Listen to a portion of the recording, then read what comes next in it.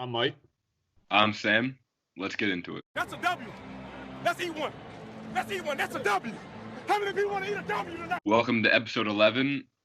In today's episode, we're going to do a bit of a Monday quarterback carousel. Just talk about different quarterbacks around the league and some of the contracts with these quarterbacks. So first on the slate for the quarterbacks, I know we're a bit behind the 8 ball, but we're going to go into Jameis Winston signing with the New Orleans Saints. His contract was 1 year, $1.1 million, which is pretty low considering you see quarterbacks and even backups getting as of recently. But what are your thoughts on that, the Saints signing? Yeah, really, right when I saw that $1 million price tag, it screamed to me right away that the Saints were the only team in the NFL that wanted to sign Jameis Winston, really. I feel really bad for Jameis Winston in a sense. I think him, similar to other quarterbacks we'll get into later on in this episode, got blackmailed just a little bit by their teams, and they got released rather late. They got news that they weren't going to be the quarterback of their team that they've been with for a long time rather late. So they really jumped into the free agency market when most teams had already spent all their money and most teams already had their depth charts and their rosters really together.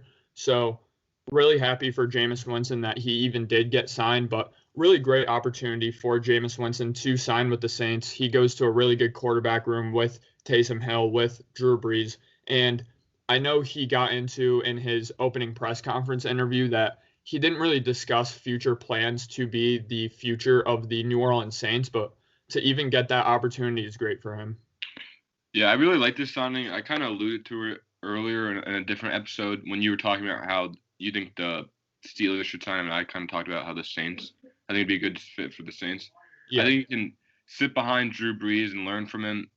I think Jameis is a bit immature. He kind of was thrust into the starting spot with the Buccaneers, and he's kind of still in the mindset of college football and being able to just throw the ball and not have any reads. But I think if he sits behind Drew Brees, he'll be able to learn some stuff. And I think if Drew Brees gets injured again this year, I think Jameis can kind of do what Teddy Bridgewater did and kind of get like 6 games, kind of like a sample size of what he can actually do with a better coaching staff and having kind of like a lower like passing tree, not being able to chuck it down the field because New Orleans kind of has intermediate routes. They don't really throw it deep a lot. Yeah, most certainly. He's going to be playing with Mike Thomas, who's arguably the best wide receiver in the league. He's going to be playing with Alvin Kamara, who's one of the best receiving running backs out of the backfield in the league. And he's going to be playing in one of the best offensive systems in the league, one of the best coaches in the league with Sean Payton. And I think even him compared to somebody like Teddy Bridgewater or even somebody like Andy Dalton, who we'll get into a little bit, I think Jameis Winston even has more upside than those players. I think he has the potential to be better than those players. So if he could come in a couple games, even if the Saints do incredible with Drew Brees this season and he has an opportunity to play in a Week 17 type situation where they already have their playoff spot solidified, if he can go into that game and just play great that one game, I think that could even prompt him to get a multi-year contract later down the road in a team that really doesn't need a starting quarterback. But I think in some other years, Jameis Winston could have been signed to be a starting quarterback. I know he just had a 30 interception season, but he did just also pass for 5,000 yards. So I think in a lot of seasons, you could kind of see Jameis Winston be signed as a one-year flyer starting quarterback. But in the current quarterback market, I don't think we've seen it too much in NFL history where every single team really has their solidified starter that they really think not only they're going to be good with this year, but in 1 or 2 years in advance as well. So the QB market really kind of dried up, but I'm really glad Jameis Winston could kind of check his ego a little bit, say, I'm a backup quarterback right now, even though I was just the number 1 pick in the draft not too long ago. Learn under a great football player and really just get better as a quarterback. And also, I know he got that eye surgery this offseason where he was talking about how he can read street signs now. He has better depth perception, so hopefully that'll help him out as well. Yeah, that's another thing. I don't understand how this man was a starting quarterback when he can't read license plate and has terrible depth perception. That's a necessity for an NFL quarterback. I don't understand that. That's incredible. If Jameis Winston goes out and he's a completely different football player, and like he has a season where he throws 40 touchdowns and like 3 interceptions, that'll be the craziest story in NFL history. Oh yeah, a 30 for 30. 30 for 30 on Jameis Winston's 2020 eyesight. That would be absolutely incredible. I heard that with that type of LASIK surgery, you actually need to let your eyes fully grow. And I guess your eyes fully grow when you're 25, which is really weird to think about. But apparently that's why he couldn't have the surgery until just now. So if Jameis Winston really improves his depth perception, then that would be incredible. But I can see kind of an inverse thing happen where he's so used to his eyesight to the point where his vision's so much clearer now he's worse. I could see something like that happen, but in reality, I think it's only just going to make him better. Yeah, I just think he needs to go out in like training camp, if there's a training camp, and just work his ass off and really perform well. I know they have Taysom Hill on the roster, and they drafted Tommy Stevens out of Mississippi State in the 7th round this year. But those two quarterbacks are kind of quarterbacks that, like, people say Tommy Stevens is like Taysom Hill 2.0, and they're just going to be used for like gadget plays and stuff like that. So I think Jameis is really that solid backup quarterback, and even if he performs well and he shows promise, he can even become the starting quarterback for the Saints once Drew is retired, maybe. I know Sean Payne's high on Taysom Hill, but I just don't think he'll be able to be a starting quarterback. Yeah, it's really interesting that going off that point, that they gave Taysom Hill that big contract. I was pretty surprised by it, to be completely honest. Taysom Hill is a really good player. Honestly, he was the very best player on the New Orleans Saints in that Vikings playoff game. He played phenomenal that game. He was all over the field doing everything. So he's a really useful football player like that, but I was a little surprised they signed him as a quarterback to a multi-year deal. I don't think Taysom Hill is a starting quarterback going forward in the NFL. He has a proven quarterback track record that Mohamed Sanu has, which really isn't anything. I mean, he has a good arm, but that's really all he's shown at the NFL level. So that doesn't really warrant to be Drew Brees' heir apparent. So that's another really interesting question going into the future on who's going to be Drew Brees' heir apparent. I saw that multiple sources said he told very close family members that even though he did sign a 2-year deal, Drew Brees, that this right here was going to be his very last season. So really smart by the New Orleans Saints, kind of getting that not only a safety blanket for Drew Brees, but I think they're going to kind of hold tryouts for that next year quarterback position all year with Taysom Hill and Jameis Winston in practice. Yeah, people are like, but Taysom Hill can make those NFL throws, but those plays are set up for someone to be open. So obviously, yeah, if you're in the NFL, if you played college football at the quarterback position, you're going to be able to make those throws. So. Yeah, for sure. And those throws that you usually see Taysom Hill make. Those are a throw where you're strongly encouraged to throw to your first target in your first read. And if your first read's not there, there's usually only one other guy going out for a pass. So it's a 1 to 2 read throw. You can't really equivalent that to being an actual NFL quarterback. Yeah. So we're going to move on to the next quarterback. So recently, Andy Dalton was cut by the Cincinnati Bengals, obviously, because they drafted. I mean, not very obvious. I thought they were going to start some games and they were going to have Joe Burrow sit on the bench and kind of learn from him. But I guess the Bengals are going to go with Burrow from week 1. So they cut Andy Dalton, and pretty quickly after, the Dallas Cowboys snagged him with a 1-year, $7 million contract with $3 million guaranteed. So I think with this move, it's kind of showing to Dak, like, if you don't sign with us or if you're not going to negotiate contracts, we have this guy to play. It doesn't matter. So I think they're kind of just trying to do a little bit of a chess match with Dak Prescott. Yeah, for sure. With Dak Prescott and with his contract situation, I mean, I think the Cowboys honestly have better leverage than Dak Prescott has at this point. With the Cowboys, if they really wanted to, they could say, hey, Dak, if you really don't want to sign with us, you don't even want to sign our franchise tag. I know with franchise tags, you can withdraw at any time you want as an NFL team. So if they really want they could just be like, hey, Dak, you think you're worth 30 million? You think you're worth 35? Hey, we'll release you from all your contract obligations and you can become an unrestricted free agent. And I think Dak Prescott would be screwed if that happened. I don't even think he would get anywhere close to what the Cowboys were offering him in this current quarterback market. I don't even think he would get signed, period. So, I mean, the Cowboys really have the upper hand in this situation. I think it would be like an 80 to 85% chance that Dak Prescott just ends up signing a franchise tag this year and he plays on the franchise tag. But with this Andy Dalton signing, not only do I really like it as a backup situation, Andy Dalton immediately becomes one of the best backups in the league. He already has a house in Dallas. He played college football, I believe, in Texas. So really good situation for Andy Dalton. I think he didn't see any viable options as a starting quarterback to move forward. So he said, I'll take my chips and I'll be a backup quarterback in a really good situation for pretty good amount of money too, as well as a backup. But again, with Dak Prescott, the question really is, would Andy Dalton and then Andy Dalton-led Cowboys last year be that much worse with him? I mean, the Cowboys went 8-8 with Dak Prescott last year. I would imagine the Cowboys would have won 8-8, 7-9, somewhere around there with Andy Dalton as well. That's one question. And another question I have for you, actually, is Andy Dalton, or is Dak Prescott, rather, is he 4 times better than Andy Dalton? Because he's going to be making 4 times as much as Andy Dalton if he does sign to this big contract. So is that really worth it for the Cowboys, do you think? I really don't think giving Dak Prescott that amount of money is worth it. He hasn't really proved to me, hasn't really proved throughout his career that he can be that type of quarterback.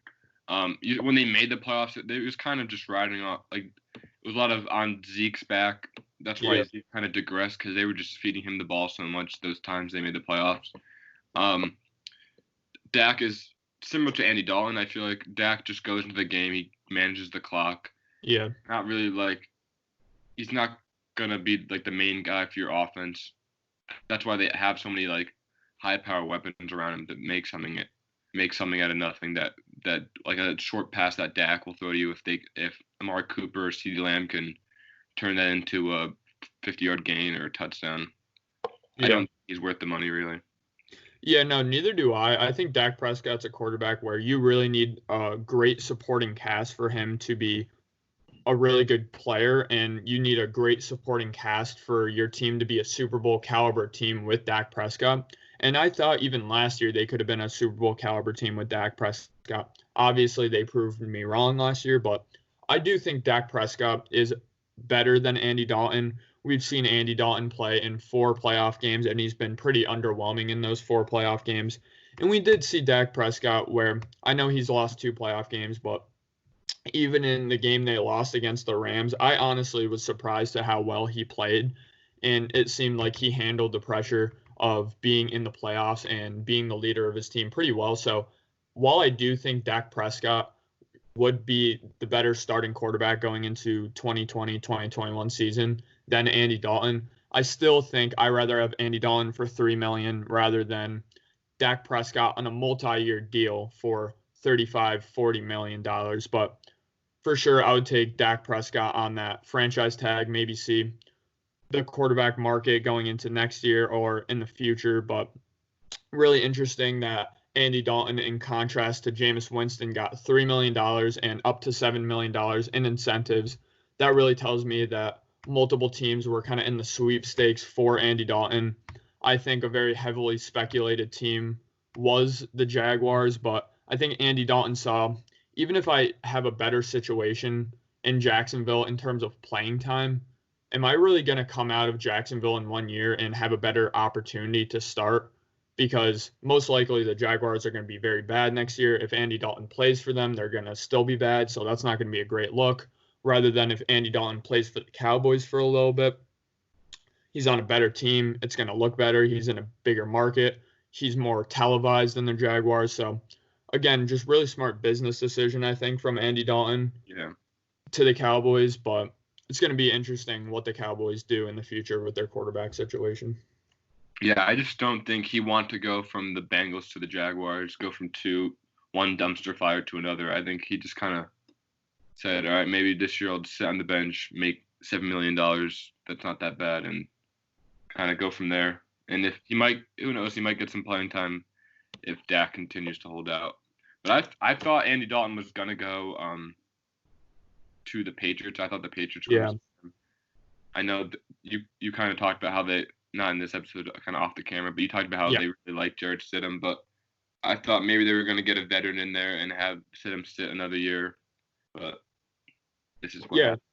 Yeah, that's an interesting point going with the Patriots. I really did like Andy Dalton to the Patriots, but I think the Patriots, rather than in absolutely win now mode, I think they're kind of in we want to be good right now, but we want to develop the future as well. So I think it's silly to kind of think that, oh, this Tom Brady decision was a complete shock to the Patriots. I think the Patriots kind of saw this coming even last year and the year before, as Tom Brady did as well. So I would imagine that the Patriots saw it coming as well. I think Jarrett Stidham's a quarterback where, I mean, he did fall to the 4th round of the draft, but he was really a 2nd to 3rd round talent. So if they strongly believe that with a year under his belt, sitting behind Tom Brady, if they really believe that he's the guy going into the future, I mean, they're going to throw him into the fire, and they're going to find out pretty quickly if Jarrett Stidham is a starting quality quarterback or not. But yeah, I think this move even solidifies in New England that Jarrett Stidham is going to be the starting quarterback next year. So I'm excited to see what Stidham does.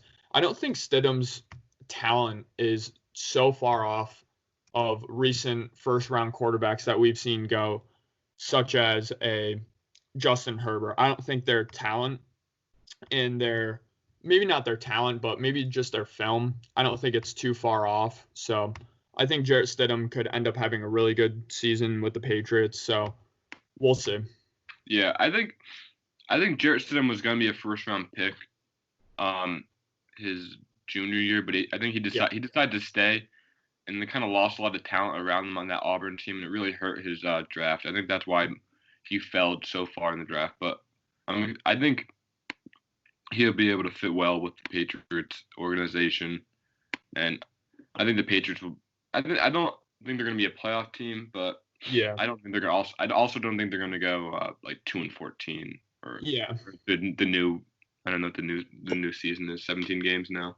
Yeah, I mean, I would imagine not next year. It's going to turn into effect in a couple of years, but I would imagine the Patriots winning about 7 games next year. I mean, Jarrett Stidham, I think he's a quarterback who could be good potentially, but we saw his senior year at Auburn. His big problem was just a lack of system and weapons around him. And he's not going to have a lack of system in New England, but he will have a lack of weapons. I think the New England Patriots have some of the worst offensive weapons in the league right now, factoring in their backfield, which isn't too bad, but their wide receiving core and their tight end position and their offensive line really is below average. So I think Jarrett Stidham is going to have some bumps along the road, but I think he could be a potentially good quarterback. But going off that Andy Dalton point, I actually think Andy Dalton with this Cowboys situation can end up being a starting quarterback in the future. I mean, I think Andy Dalton has been a little bit underrated in his career.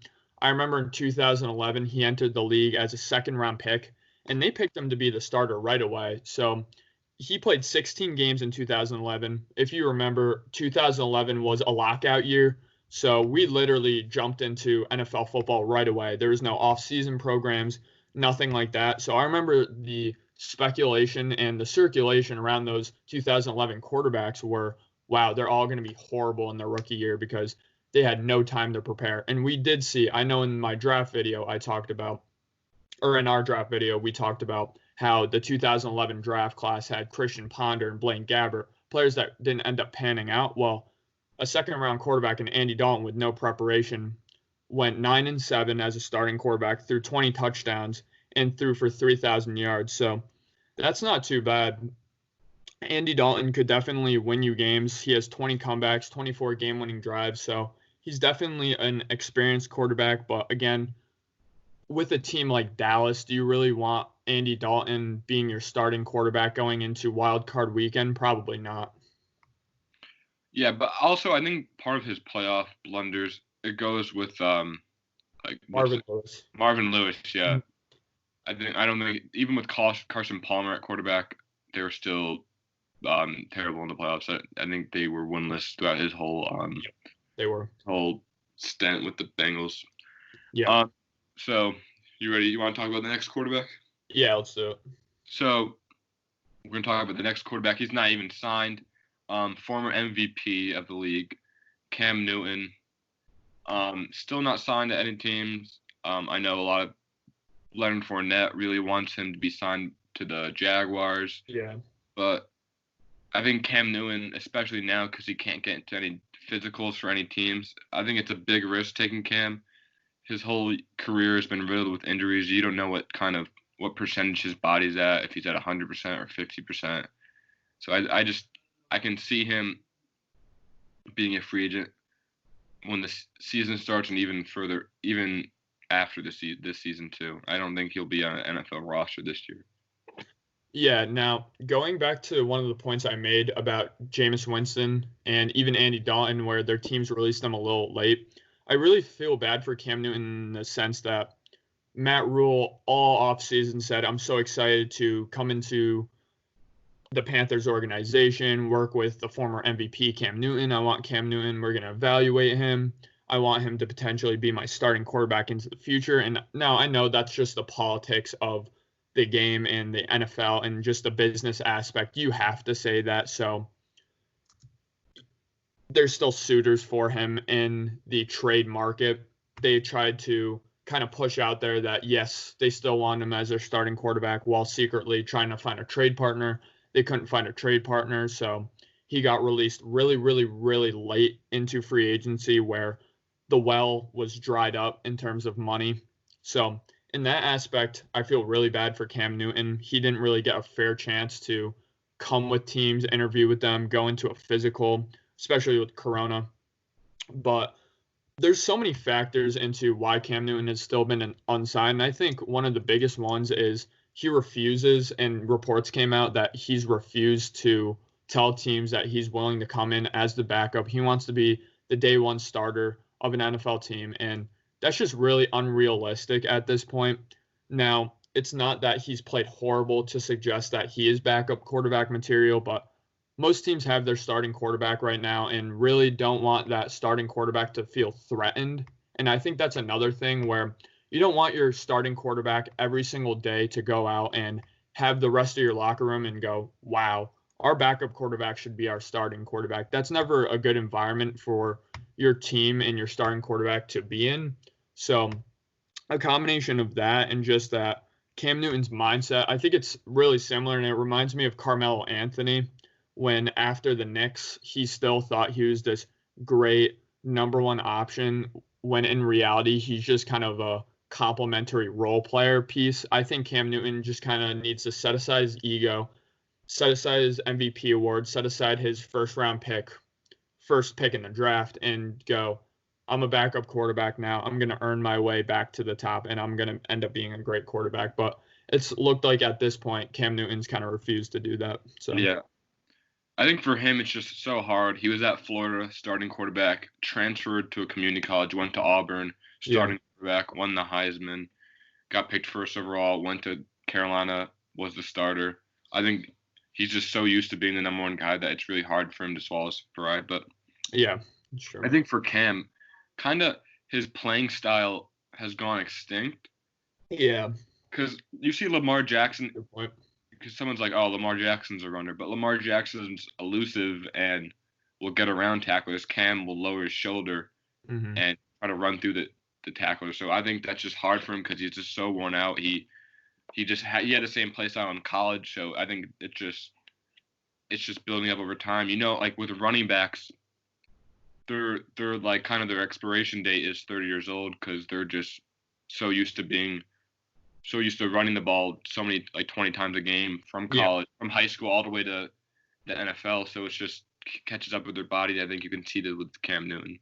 That's a very good point. Cam Newton, I think he's kind of gone to teams and teams kind of look at him where, yeah, he has too much treading on his tires. His play style is not going to work anymore. So how valuable is Cam Newton as a pocket passer and not that bruising running back who can also throw the football? Really good point on Lamar Jackson, where Lamar Jackson's a very shifty runner and he doesn't expose himself to huge hits.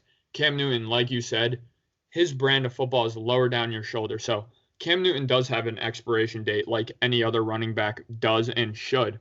And I think NFL teams should look at him that way. And he's even coming off of physicals where they didn't look too good, and other teams' doctors haven't really looked at him. So that's another thing. How valuable is Cam Newton strictly as a pocket passer? I still think he could be a pretty good quarterback as a pocket passer, but really nowhere near his MVP type status. Even if he wasn't running the ball in his MVP year, he still had the threat to run the ball. But if that threat is neutralized, then I don't know if Cam Newton's too valuable anymore. Yeah, it's just sad. Cam, like his whole career, he's just been a really exciting player to watch, and it's just sad to see it. I don't know if it's going to end this way, but it's sad to have the little bump in the road for his career. Yeah, and I mean, even looking at his stats right now, he's only had one season over 4,000 yards, and he had 4,051 yards that year, and that was his rookie year.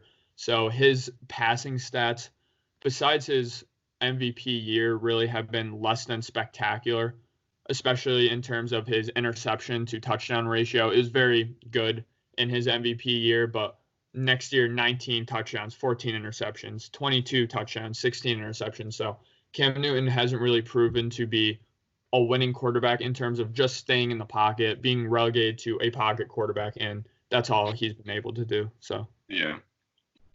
All right, so moving on to the next quarterback on our list, the last quarterback.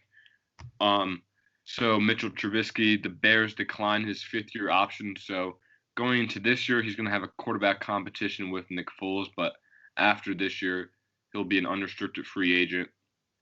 So I think, to me, this is kind of seen as like the Bears are saying, you better perform. You better, if you don't beat out Nick Foles, you're gone. Which I don't know why. I don't know who the Bears really want for their future. yeah. I think Nick Foles had one.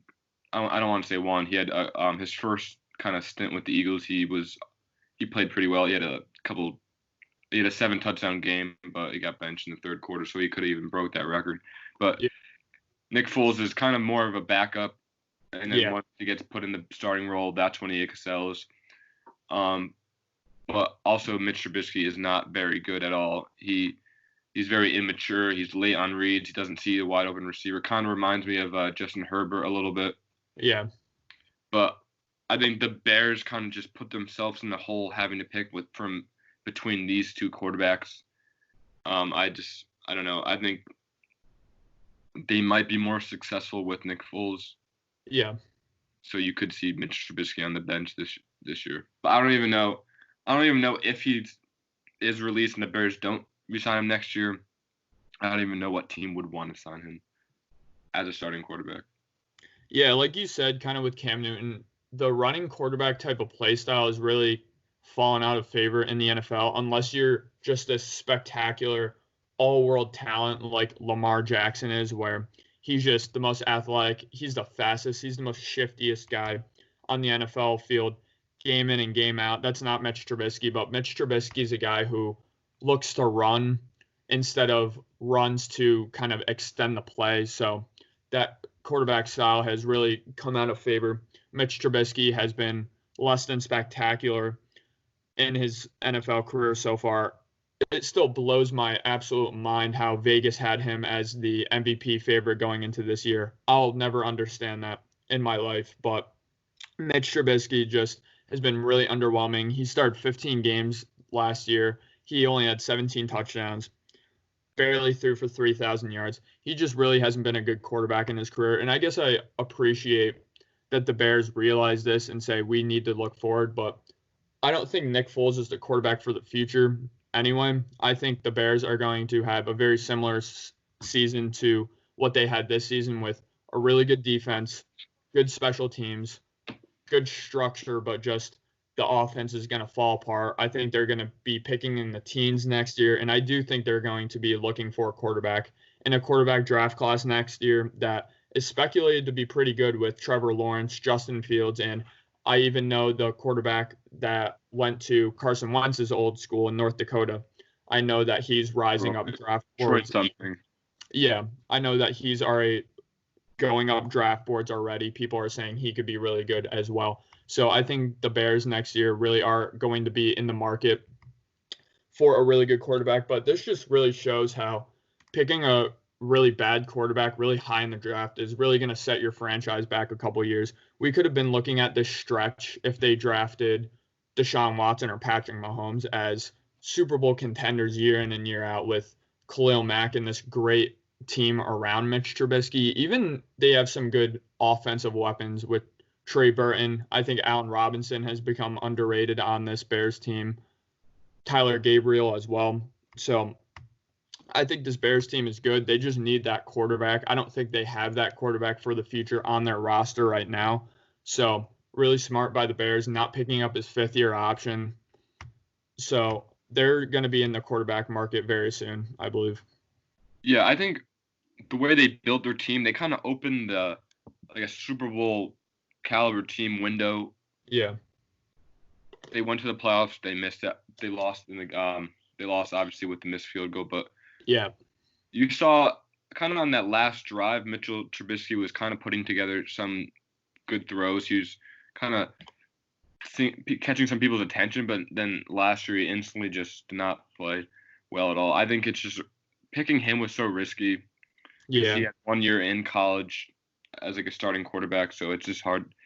And then I think, yeah, like you said, they're going to be in the quarterback. They're going to be looking for a quarterback going into next year. I don't know if they're going to be able to tank and be able to get Trevor Lawrence at the number 1 overall pick. They might be able to trade up and get him. Yeah. But you might be. I mean, I just looked up because Nick Foles, his greatest. This is a little off topic or a little backtracking a little bit. Yeah. Nick Foles, when he won the Super Bowl, the Eagles quarterback coach was John DeFilippo. Yeah. And he was the Jaguars offensive coordinator last year. Mm-hmm. And the Jaguars signed him. And then now he's the Bears quarterback coach. Interesting. So the Bears got him because I think maybe the Bears saw that Nick Foles was able to put together his best season, win his best playoff run when DeFilippo was on the team. So maybe they see that DeFilippo really understands what Nick Foles is all about and what kind of plays makes him perform the best. Yeah, I hope Nick Foles rather ends up winning that starting job going into week 1, and I want to see what the Bears could do. I think with some players like Cam Newton, for example, if the Panthers made it very obvious right when the season ended that he's not going to be their quarterback anymore, I could see somebody like Cam Newton being the starting quarterback of the Bears right now, but because of Corona, because of the physical, and just because of how late the Panthers were to releasing Cam Newton, now that the Bears are in this situation, I think they're going to give it one more year, one more shot at winning the Super Bowl potentially. I know that's unrealistic. Even if Nick Foles does really good, I don't think that's going to happen. But in their minds, that could potentially happen. And if this year doesn't work out, which I really don't think it will, I think you'll start to see them moving some veteran players off of their team. Not Khalil Mack necessarily, but I do think they're going to start altering their roster to gear them towards winning in the future rather than the immediate. Yeah, just our whole lives, and even before we were even born, the Bears are just not able to solidify that quarterback position for so long. I just don't understand how. It's kind of just miss after miss. Yeah, I mean, you see that so much with organizations. They usually have historically bad positions and historically good positions. We have the Green Bay Packers. They just drafted Jordan Love to try to solidify a position that's been historically good for them. Then you see with the Bears, they've been historically bad with their quarterbacks. Even in the 80s when they're winning those Super Bowls, McMahon certainly was not a bad quarterback. He was probably an above average quarterback, but McMahon really wasn't winning them all that many games. Jim Harbaugh as well wasn't a bad quarterback necessarily, but wasn't winning them games necessarily. You even see when they went to the Super Bowl in the 2000s, they had Rex Grossman as their starter, not the greatest quarterback. So the Bears have really done a great job in their history of their franchise at stringing together really great rosters, great defenses, great linebackers, but they've really still struggled at that quarterback position. Yeah, so who knows if they tank this year and they'll be able to get a good draft pick for next year. Yeah, there's a lot of potential tank teams. I know we touched upon the Jaguars a little bit. A lot of people think they're going to tank next year. I would doubt that their coach, Doug Marrone, would want to, because he's going to be fired immediately if they do really bad next year. The Bears are another potential team, but I think Matt Nagy would probably get fired if they tanked. So a lot of teams in really weird situations where their front office, I think, kind of want to tank, but their coaching staff don't. So I think we're going to see that with the Bears next season, kind of a clash in interests between the coaching staff and that front office. So it's going to be interesting to see what's going to happen out of that quarterback position with the Bears.